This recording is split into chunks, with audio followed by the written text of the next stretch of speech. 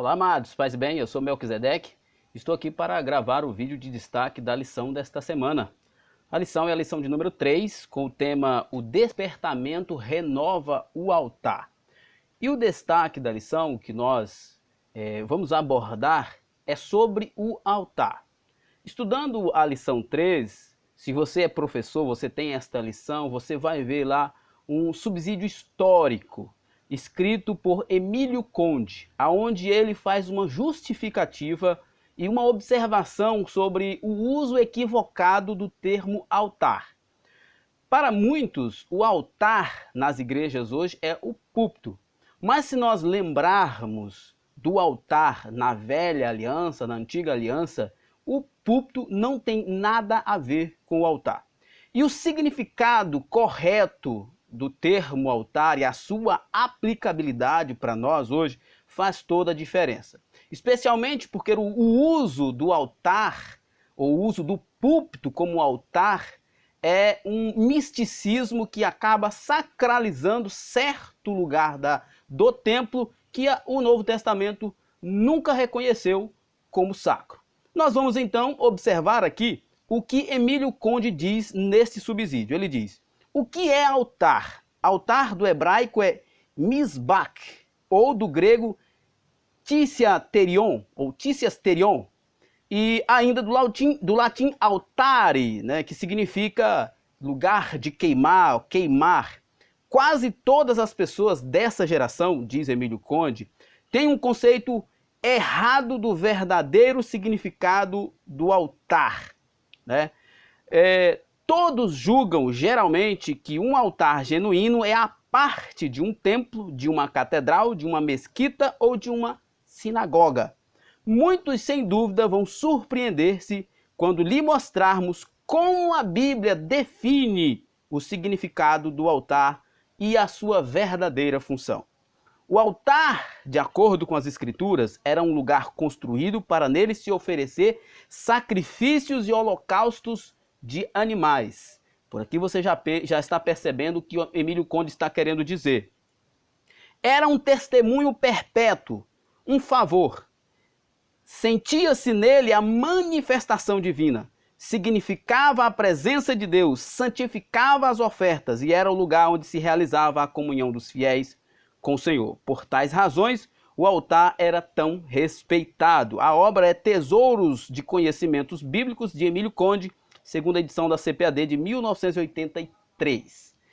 Olha só, nós aqui do EBD em Foco escolhemos esse destaque porque o texto aqui de Esdras, no capítulo 3, verso 2, melhor dizendo, diz assim: e levantou-se Josua, filho de Josadaque e seus irmãos, os sacerdotes, e Zorobabel, filho de Sealtiel e seus irmãos, e reedificaram o altar do Deus de Israel.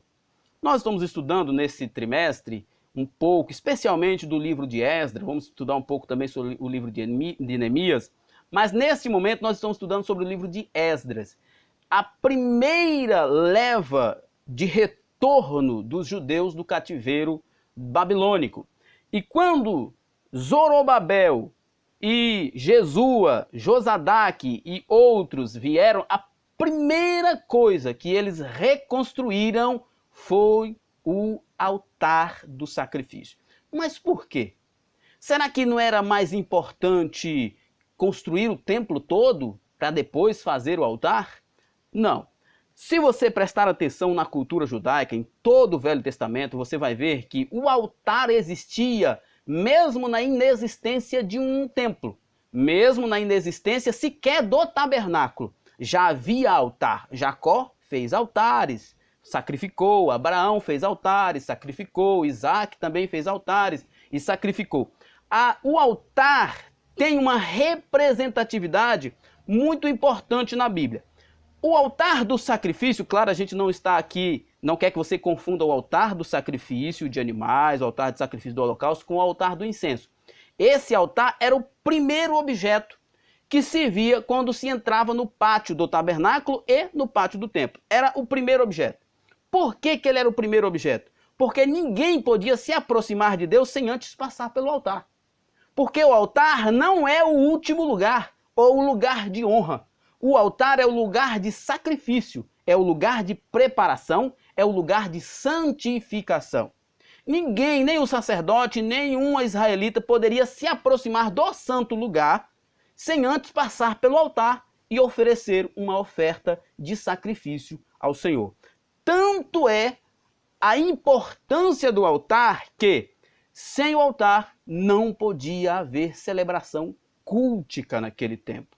Na história de Israel, no tempo do povo de Israel no Velho Testamento, o altar era a principal peça do tabernáculo, a principal peça do templo. Você pode perguntar assim, mas Melk, e o Santo dos Santos, a arca? Olha, tudo isso era importante e apontava para Cristo, mas o altar, ele é importante porque ele é o primeiro objeto do templo.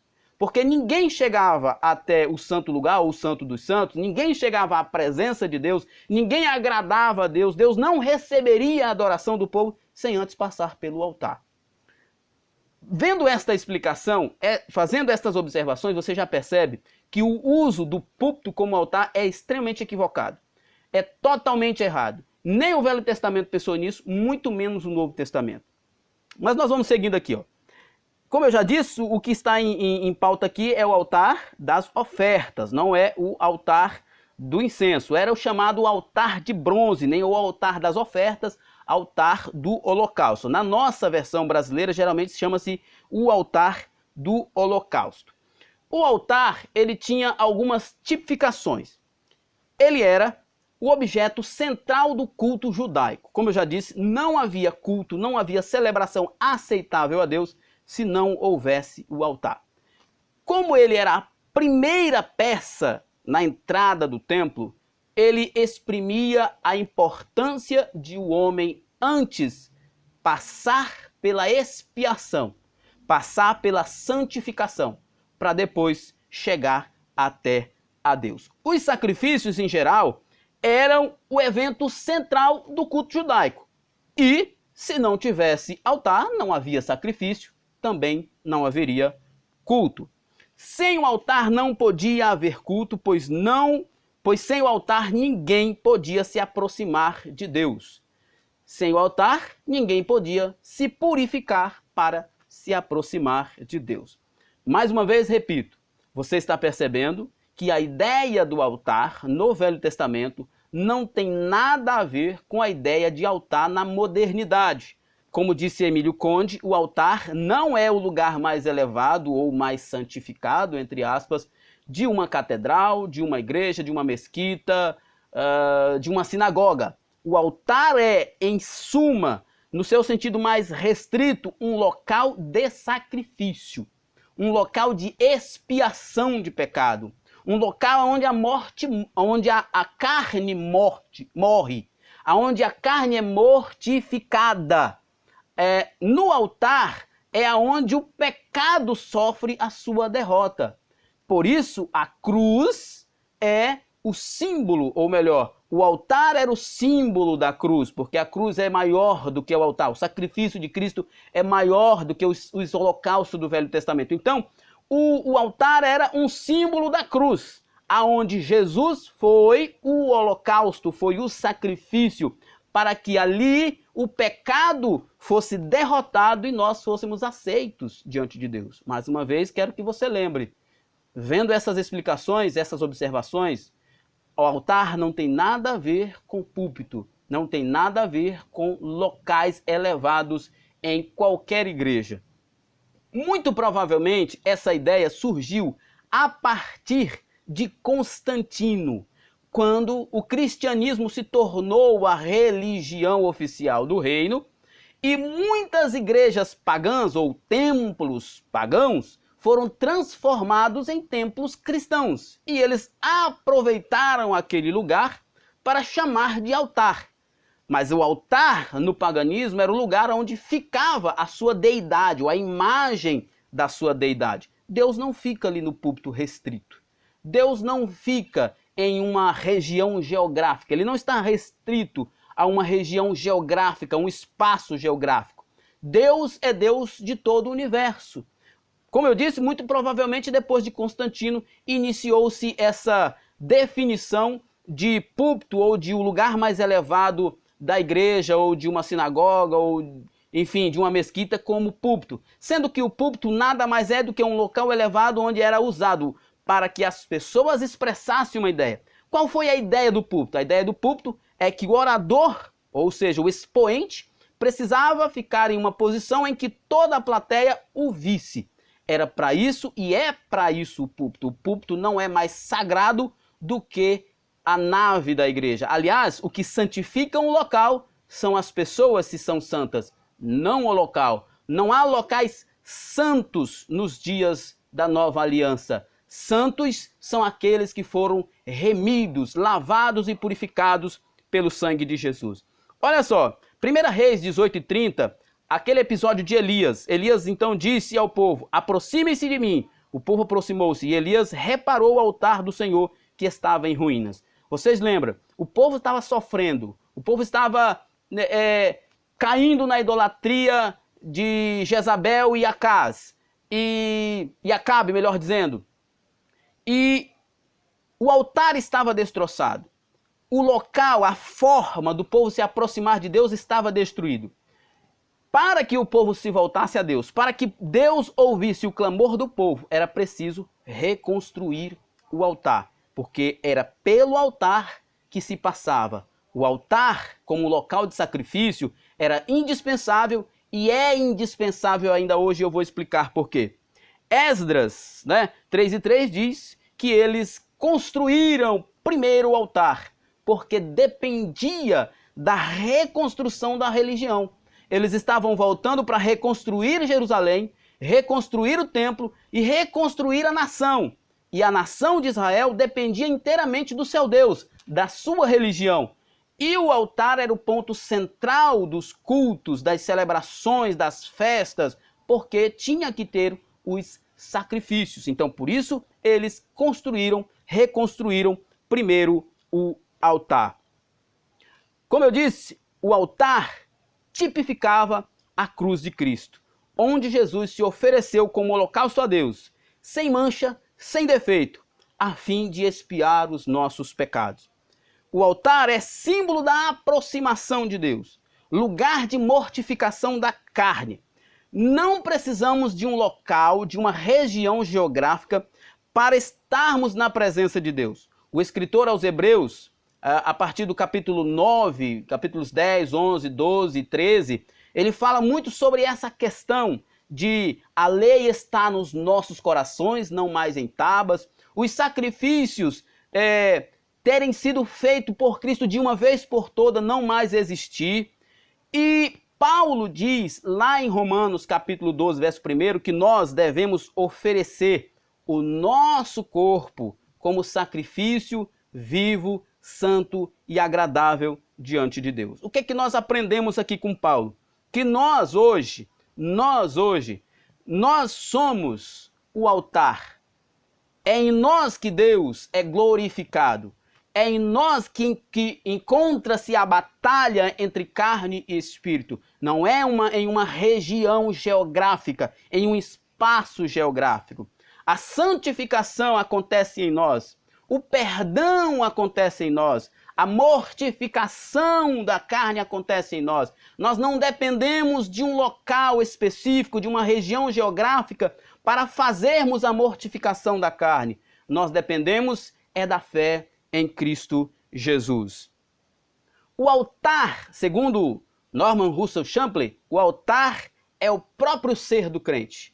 É o próprio crente.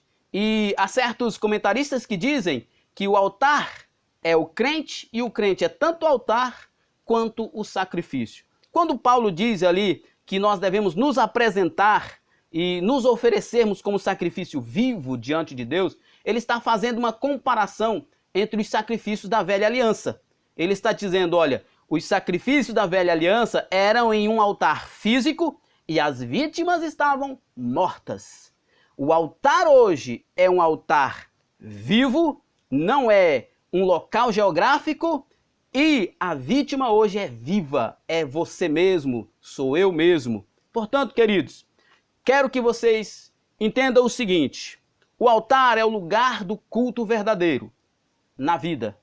É por isso que você vai na igreja, lá no templo, e diz, esse culto não foi legal. Por quê? Porque não há culto na vida. Se você não cultua a Deus na sua vida, se o seu corpo não é o altar de Deus, se Deus não habita em você, se você não é o sacrifício a Deus, não oferece o seu corpo como sacrifício a Deus, você nunca vai encontrar a Deus no templo. Se você não encontra Deus no seu dia a dia, você não encontrará Deus no templo. Então você precisa entender, você não depende de uma região geográfica para cultuar a Deus. Você não depende de uma região no templo para santificar a sua vida. Você não pode achar que aquele lugar é mais santo do que você. Se você está entendendo que há um lugar na terra, nenhum templo, mais santo do que você, porque você ainda não conheceu Jesus. Você não entendeu o sacrifício na cruz do Calvário. O coração humano se deleita em cerimônias externas, em ritos elaborados. E é relativamente fácil levar um cordeiro a um templo, fazer uma peregrinação a Meca ou a Roma, frequentar um culto numa igreja, revestir-nos de paramentos externos da religião. Essas coisas até nos confortam e nos traz pensamentos agradáveis e alegram momentaneamente os nossos corações. Pelo menos fizemos coisas que agradam a Deus, assim dizemos. Mas na verdade, o que nós precisamos entender é que o altar é o lugar de sacrifício. É o lugar onde o homem se prepara para estar na presença de Deus. É sacrificando a si mesmo, sacrificando a carne, mortificando a carne, dedicando-se a Deus. O verdadeiro altar é o local onde o verdadeiro culto é realizado.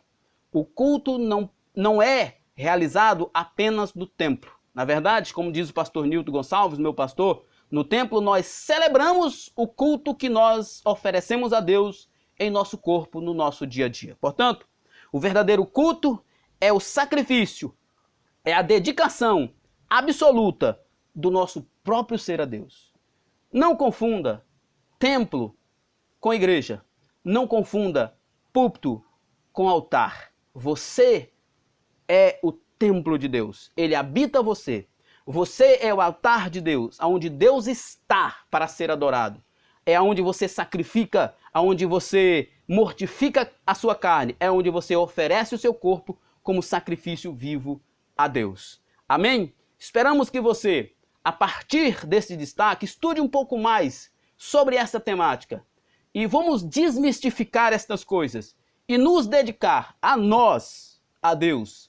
Não lugar, não espaços geográficos, mas o nosso próprio ser, para que Ele seja o Senhor das nossas vidas. Amém? Que Deus em Cristo nos abençoe e até a próxima. Paz e bem.